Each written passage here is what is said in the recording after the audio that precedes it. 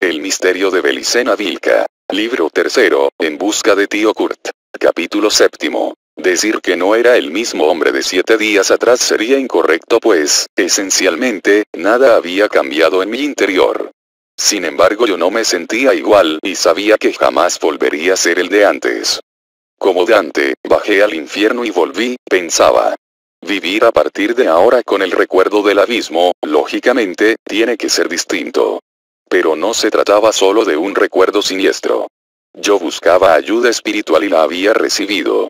Cierto que el auxilio llegó en coincidencia con el ataque de las potencias de la materia, simultáneamente con el sismo.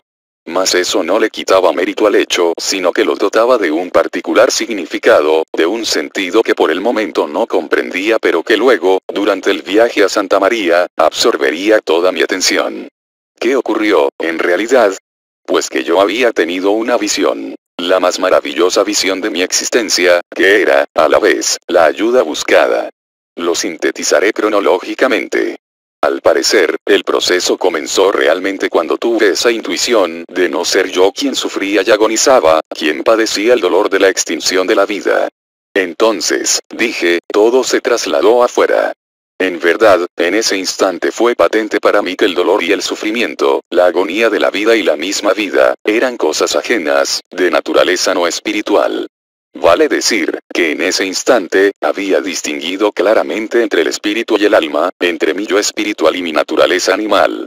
Había comprendido que el espíritu no conoce el dolor ni el miedo, sino que es pura alegría y valor, puro no resuelto, pura fuerza volitiva.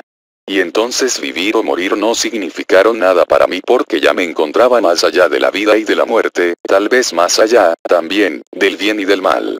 Fue allí cuando el alma, y el Dios del alma, perdieron la capacidad de actuar sobre mi yo y se disolvió una como ilusión antigua, se cortó uno como encantamiento primordial. De pronto todo lo anímico y vital, que era asimismo todo lo maligno, se trasladaron fuera de mi yo, a mi cuerpo animal y al mundo donde habita el cuerpo animal.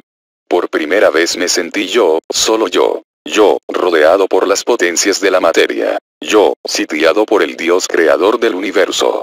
Y entonces, indudablemente como consecuencia de haber sostenido una batalla contra el alma, y haber resultado vencedor, se produjo la visión y recibí la ayuda buscada. Y sucedieron los fenómenos telúricos.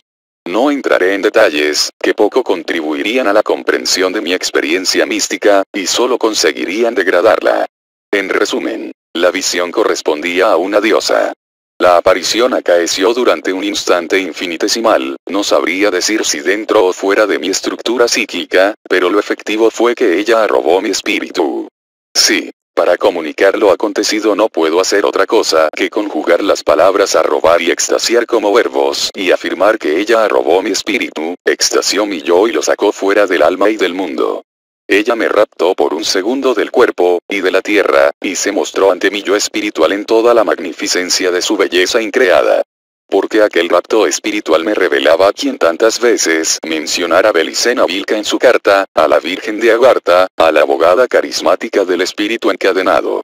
Y entonces comprendí, en medio del arrebato místico, que la raptora del espíritu prisionero en la materia era la gracia, necesaria, después de que el yo del hombre dormido ha luchado contra el alma y ha vencido. Solo por su intervención, por la acción de su gracia, el hombre dormido conseguirá mantener esa victoria contra las potencias de la materia. Solo ella auxiliará al yo, carismáticamente, con el aporte de una fuerza volitiva extra que le permitirá sostenerse independizado del alma creada. Fue un instante sin principio ni fin, porque siempre estará presente en la intimidad de mi espíritu, un momento absoluto en el que, sin dudas, me asomé a la eternidad.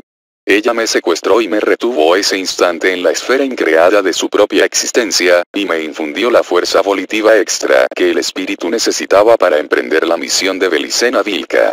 Qué fuerte e invencible me sentí yo entonces. Y, por sobre todas las cosas, comprendí que libre, absolutamente libre, era en su esencia el espíritu increado, sin límites creados para su existencia eterna, vale decir, infinito. Me sentí yo, increado, eterno, infinito, libre, pletórico de sabiduría. Me sentí yo, y advertí que fuera de mí habían quedado lo psíquico y lo anímico, la conciencia de la vida cálida, y el contenido de la vida cálida, la ilusión externa e interna que causaban el sopor espiritual. Supe de pronto, experimenté su descubrimiento evidente, lo que era el gran engaño, sobre cuyo peligroso poder de encantamiento me previniera Belicena Vilca. Me sentí yo, y supe del no ser yo del alma, en el rapto de inspiración espiritual que la impresión de la Virgen de Agartha me causaba. Me impresionó el espíritu, y la huella aún subsiste, su radiante belleza increada, la majestuosidad de su poder, su espléndida gracia. Vi en ella a una diosa, pero allí en el ámbito del rapto, yo también era un dios. Por eso presentí en ella a una Godcamerad, a una camarada, a una hermana, a una compañera de la raza del espíritu. Solo que yo había sido arrebatado momentáneamente de la prisión en que me encontraba y en cambio ella era un espíritu hiperbóreo absolutamente libre. Ella se aproximaba a mí, para brindarme el socorro de su gracia, motivada por el honor, que es la esencia del espíritu increado. Eso también resultaba evidente para mí, en ese instante infinito, y así mi propio espíritu, movido por su honor esencial, pugnaba por dar gracias a la diosa de algún modo, por expresar que su auxilio no sería en vano, por asegurar que mi decisión sería inquebrantable. Pero nada llegué a hacer en tal sentido pues la diosa sonrió maravillosamente, dándome a entender que comprendía todos mis pensamientos. La Virgen de Agartha tenía un ramo de espigas de trigo en su mano izquierda y un grano del mismo cereal tomado entre los dedos índice y pulgar de la mano derecha. Al tiempo de sonreír, hizo un gesto con esta mano, que en principio no interpreté, y la dirigió hacia mí, hacia uno como ojo de fuego que yo poseía en determinada parte del espíritu. Entonces abrió los divinos dedos y soltó allí la mágica semilla. Y ese acto puso término a la visión, bruscamente. Sentí como si un rayo helado, entrando por mi cabeza hubiese hecho impacto en el corazón. E inmediatamente la sensación gélida comenzó a extenderse por el cuerpo y una parálisis creciente se apoderó de mí. Y me encontré, aún parado en la habitación, observando estúpidamente cómo todas las cosas comenzaban a saltar de sus posiciones y el edificio amenazaba derrumbarse. El éxtasis solo había durado un instante infinitesimal, según dije, pero después transcurrieron preciosos segundos hasta que comprendí lo que ocurría en el mundo, coincidentemente, simultáneamente, y reaccioné. Entonces, concluyó el sismo, y noté que también había desaparecido la maldad opresiva que un momento antes brotaba de la materia. Por el contrario, la materia aparentaba hallarse subordinada a mí. Había una idea que flotaba en el ambiente, fluyendo igualmente de todas las cosas, que yo captaba perfectamente y que podría traducir más o menos así. Ahora eres un dios y nada ni nadie podrá resistirse a tu voluntad. Lo ocurrido aquí es una muestra de tu terrible poder. Este concepto define el nuevo sentido que, tal como mencioné al comienzo, parecía adquirir ahora la materia por efecto de la visión. Existía, pues, la intención manifiesta de conectar causalmente al sismo con mi reciente rapto espiritual. Mas yo no me dejaba engañar. Intuía en esa idea una trampa de las potencias de la materia, una tentación, que por el momento no era clara pero en la cual, más adelante, me detendría a reflexionar con profundidad.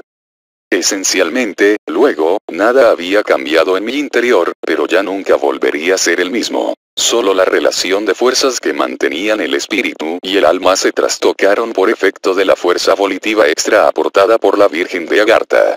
Al recobrar la conciencia sobre la realidad del mundo, luego de ver la divina imagen, mi yo era capaz de dominar con singular potencia a la naturaleza anímica, de una manera como jamás consiguiera antes, luego de años de prácticas yogísticas de concentración y control mental. Y no estaba dispuesto a perder tal poder, a que se invirtiesen los papeles y el yo quedase nuevamente sometido a los deseos del alma.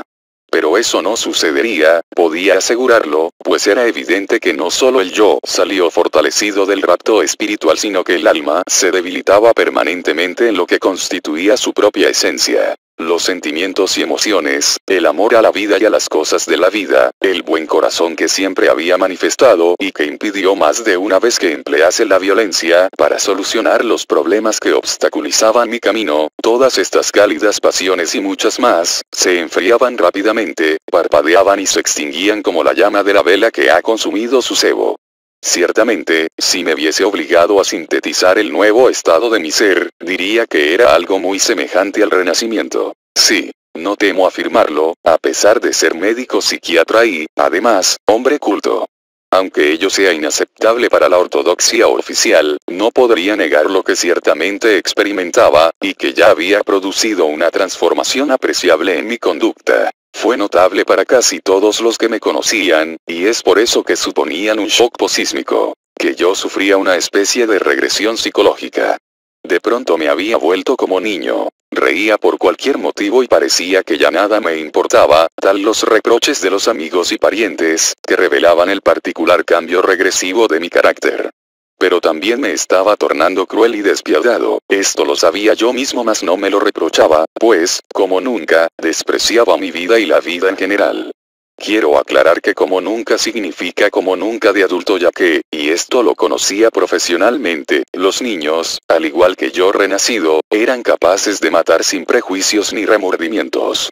Quizás, durante aquel rapto espiritual, en ese instante infinito, muriese realmente y resucitase a su término, lo que implica una paradoja pues no puede terminar lo que no tiene fin, un instante que estaría eternamente presente en mi espíritu.